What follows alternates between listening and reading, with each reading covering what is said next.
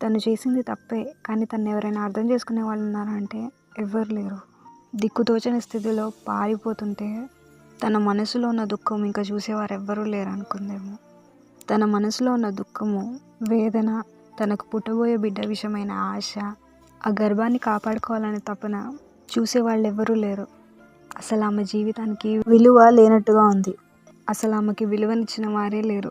నా దుఃఖం చూసేవారే లేరే, ఇక పారిపోదామని పారిపోతుంటే దేవుని దూత ఆ ఎడారిలో హాగర్ను దర్శించి తన బాధలన్నిటికీ సమాధానము, దేవుడు చూస్తున్నాడన్న ధైర్యము ఇస్తుంది. ఆదికాండము 16వ అధ్యాయము 7-8 వచనాల్లో ఉంటుంది. యెహోవా దూత అరణ్యంలో నీటి బుగ్గ యొద్ద, అనగా షూరు మార్గంలో బుగ్గ యొద్ద ఆమెను కనుగొని, సారాయి దాసివైన హాగరు, ఎక్కడి నుండి వచ్చితివి, ఎక్కడికి వెళుచున్నావు అని అడిగినందుకు అది, నా యజమానురాలైన సారాయి యొద్ద